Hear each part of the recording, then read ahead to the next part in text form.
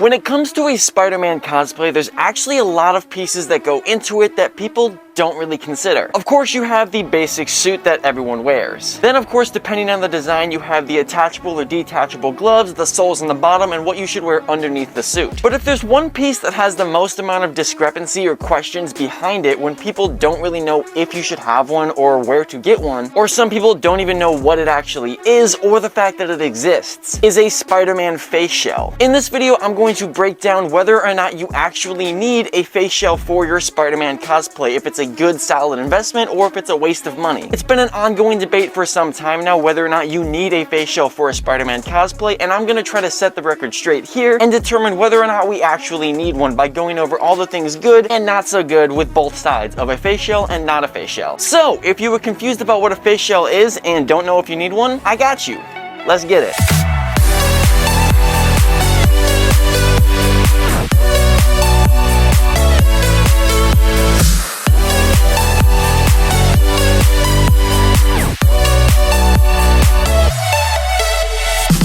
Hey, what's up? My name is Miles and welcome back. So if you know me and you know my page and you've been around for a little bit of time, you know that a Spider-Man face shell is something that I talk about a decent amount of times. I'm pretty sure there was a comment left by somebody a while back who actually counted up and tallied the amount of times I've explained what a Spider-Man face shell is, and it was like 7 or 8. I didn't go through and fact check the dude, I just believed him because I know I've explained what a face shell is on this page a lot. And on the one hand, I do apologize for that. I know that it might be annoying if you watch every single video, and Miles is sitting here explaining what a face shell is in every single video. But on the other hand, I know that every single video has a chance to reach somebody new, and if it's their first ever time watching a video, I want to at least give them a basic explanation of what a face shell is so that I don't get the comment of what is a face shell. Anyway, that opted up a good question for me to actually talk about. I've been thinking about this question for some time now of a face shell and if you actually need one for your Spider-Man cosplay. If you're new to this page and you don't know who I am, God bless your soul, I'm so sorry. But allow me to quickly introduce myself. Hey, what's up? I'm Miles. I'm a cosplayer who specializes in Spider-Man cosplay. It's the one that I do the most and the one that I'm most recognized for doing. I've been cosplaying Spider-Man for some time now, and I have an entire playlist on this channel dedicated specifically to Spider-Man cosplay tips and tricks. If you want to check that out, feel free. That is basically your go-to master guide for anything Spider-Man cosplay related. Anyway, with my incredibly sad credentials out of the way, let's talk. By the way, if you already know what a face shell is, just skip ahead to this time right here because I'm going to explain it really quick. So if you don't know what a Spider-Man face shell... Oh, that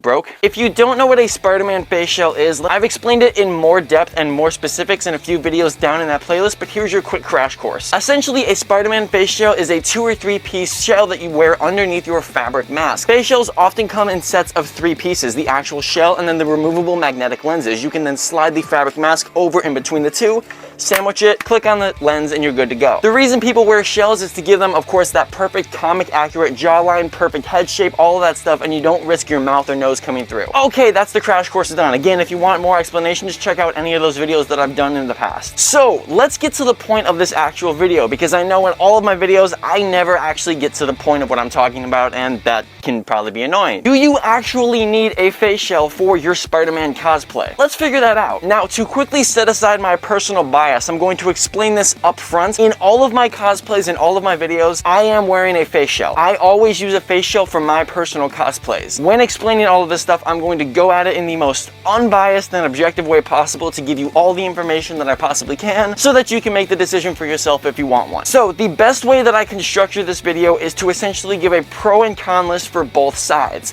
Wearing a face shell and not wearing a face shell, and giving the pros and cons of both of those, and then seeing where we end up. So let's start off with wearing a face shell. A face shell is an additional piece to your costume. You are putting that on underneath your suit and wearing it in unison. So if you're packing it up together, you have to pack the face shell with your suit. I can't speak for everyone, but I'm willing to bet that 95% of Spider-Man cosplayers you see online are most likely wearing a face shell, especially if you see that they have this perfect look to their face, this perfect jawline, this perfect nose structure, this perfect forehead shape. So the pros and cons of actually wearing a face shell. Let's start off with the pros because we like to be more positive around here. The first pro is, of course, the overall look of your mask. It gives off an incredibly professional and accurate look to not only your face and mask, but overall suit. If you're wearing a great suit, that's already awesome, but a lot of times if it's paired with an amazing shell that complements the suit perfectly, it can take it all to the next level in terms of an overall look. Speaking of that, the second pro is just the overall look itself of the suit and mask area looks a little bit cleaner and nicer. You avoid the possible natural problems you might run into if you were not using a face shell, such as your nose structure or your lips pressing up against the mask. These suits are spandex. They are skin tight, so that when they are tight to your body, everything underneath will show. That includes your face. If you are not wearing a face shell, everything on your face will show. Wearing a face shell completely eliminates that possible concern and gives you a more comic accurate and movie accurate look if that's what you're going for. The third pro I found is it is incredibly convenient. It's very nice to have a mask that takes apart in multiple pieces versus having a mask that you completely have to rip the entire thing off if something goes wrong. Let's say for instance, I'm out on a photo shoot and I'm wearing this face shell and my eye starts to itch. Instead of having to take my entire mask off to get something out of my eye,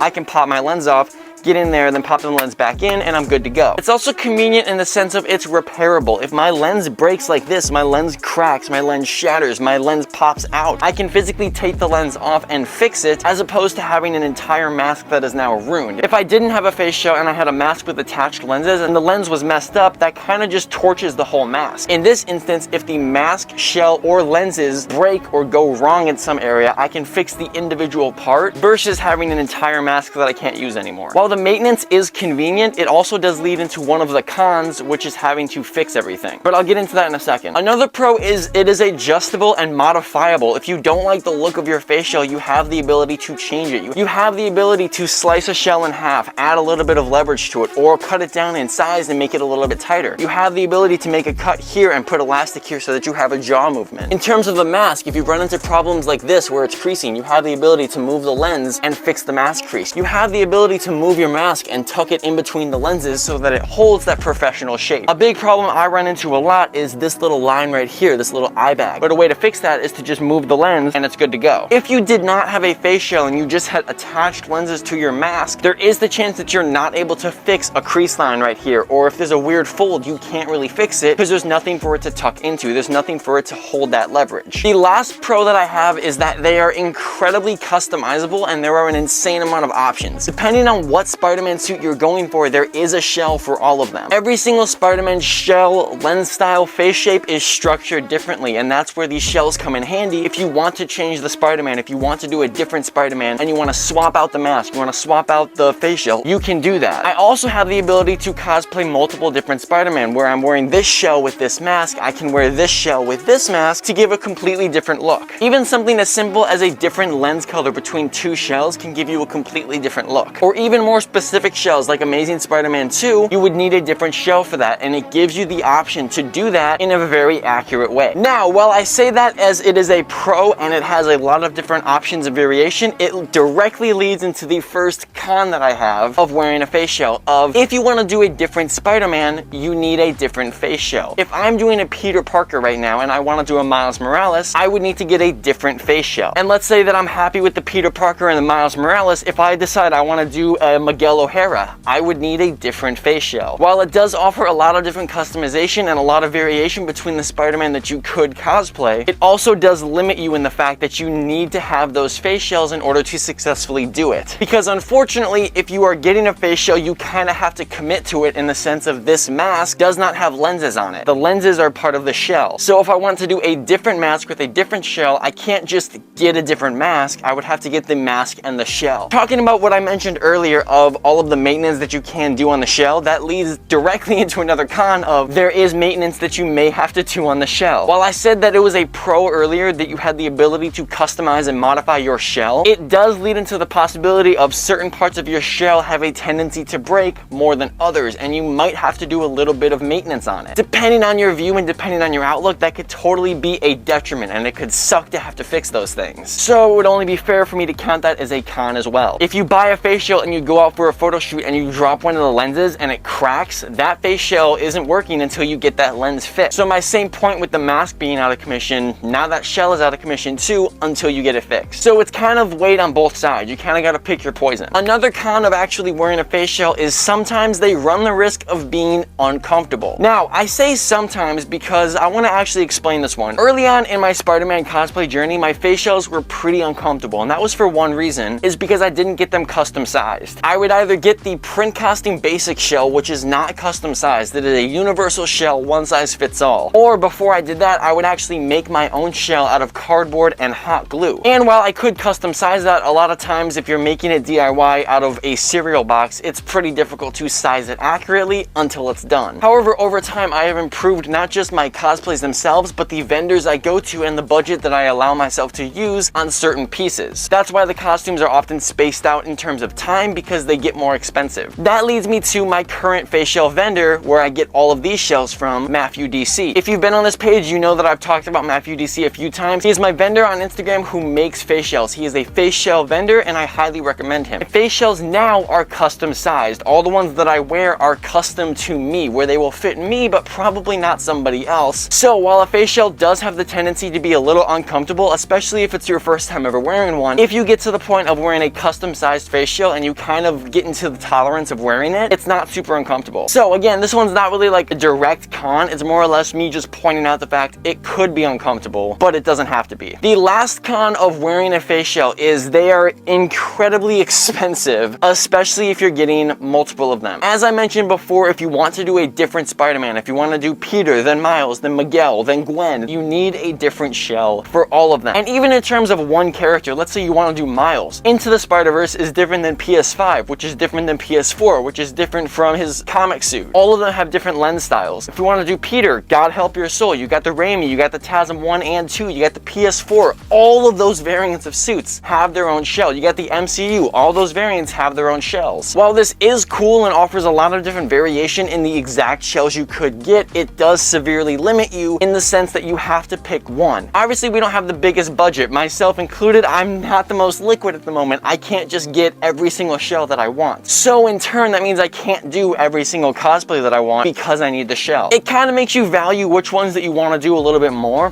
but at the end of the day, it does come as a con of a face shell of it's incredibly expensive and it does require a little bit of funding. Now, moving into the second portion of the video, the no face shell. Let's say that you do not want to wear a face shell and you won't wear a face shell. What are the pros and cons of not wearing a face shell? Well, again, I like to be positive, so let's start off with the pros again. Number one, obviously, it's cheaper. It's not a huge hassle to pay for a face shell because you don't have to. You're saving yourself anywhere from 80 all the way to like 200 bucks depending on the face shell that you're going for. If you're not going for a face shell, you're saving yourself that money. And in terms of a Spider-Man cosplay, the suits themselves are already pretty pricey, so any chance that you can to cut a little bit of that price down, you're good. Number two, there's no hassle. As we mentioned earlier, there's multiple different pieces of a face shell. You have the lenses, you have the mesh, you have the mask, you have the actual shell. You can modify the shells themselves, or you might have to fix the shell. If you're not wearing a shell, none of those things are a concern to you because your mask is just one piece. You just slide it on and you're good to go. There's absolutely no hassle. There's no fixing, there's no modding, there's no none of that. That does come at its own costs, but it does severely eliminate the fact that there is no hassle in not wearing a shell. Speaking of that, the next pro is it's incredibly simple. It's easy, one piece, that's it. There's no loose parts. There's no chance that you might be missing a lens, or that your magnet might fly out, or that your strap gets cut, or that you're missing the fabric mask. It's super simple. It's one piece. You slide on the suit, you slide on the mask, you're good. If you're an incredibly clumsy person like me who misplaces everything, that is a great pro. So the last pro that I have for no face shell is a little weird, but I think it does qualify. It makes it feel more authentic to the real Spider-Man character. Now, I know that we're cosplayers. I know that we just dress up as these characters, we pretend to be them, and we just want to have accurate suits, right? But some people might want to actually just feel like Spider-Man. They want to have the authenticity of wearing a Spider-Man suit, and that would include having a real mask with no shell. Because obviously we know in the fiction universe, Peter Parker, Miles Morales, Miguel O'Hara, they don't wear a plastic face shell. They just slide the mask on and magically it looks perfect. But we know that in the non-fiction world, in reality and behind the scenes, the actors, Andrew Garfield, Tobey Tobey Maguire, Tom Holland, they are wearing these face shells to give them that perfect comic accurate look. So while this one can be a bit of a weird one, it does really qualify if somebody just wants to feel more authentic to Spider-Man, to the Spider-Man character of feeling like Spider-Man, putting the mask on, taking it back off, and it's just one solid fabric piece. That's where no face shell will kind of win in that tally mark. Now, of course, the cons for not wearing a face shell. Number one, it sacrifices the look for comfort. While wearing no face shell can be more comfortable, it does potentially sacrifice the overall look of your mask and suit. As we talked about earlier, one of the pros of wearing a face shell is the fact that it gives off this very professional look. Very comic accurate, very movie accurate. Not wearing a face shell potentially sacrifices that. Again, if it's something that you don't really mind or don't really care about, then this isn't an issue for you, but it is an objective con of not wearing a face shell. Furthering that point, it's not a super reliable or consistent method for wearing a mask. As I talked about earlier with wearing a face shell, you have the ability to kind of fix certain things. Your nose, mouth, ears, lips, forehead, eyebrows, they don't show through. Without a face shell, they might, and you don't have the ability to fix that. You don't have something in the way to prevent that. You're just stuck with however that looks. Same thing with the lenses. If the lenses fold up or crease here, if they have that weird brow line on the nose, if the lenses fold out too much and they don't line up, if the lenses are crooked, there's not many options to fix that. It's not super reliable or consistent. And the last con I have for not wearing a shell is it makes the mask a little bit harder to clean. In one of my previous videos, I talked about how to clean your Spider-Man suit, and it's a very simple process, but it applies the same way to your mask. With a face shell, you can easily just slide the mask off, take the lenses off, dump it in, and you can clean it. Without a shell, you have attached lenses, which means that cleaning it is a little bit trickier. You have to kind of save the lenses. I personally don't know if you're allowed to dunk the lenses or not. I don't know if the soap or the chemicals will mess up the lenses. I don't know because I've never had attached lenses. All I know is that it potentially creates a bit of a hassle when cleaning your suit. So, with all of that information out of the way, now that we got through all of that stuff, and I've rambled on for long enough, what is the overall verdict? Should you wear a face shell? Do you have to wear a face shell? Is it required to wear a face shell? Do you need a face shell for your Spider-Man cosplay? My overall decision and verdict is, it doesn't fucking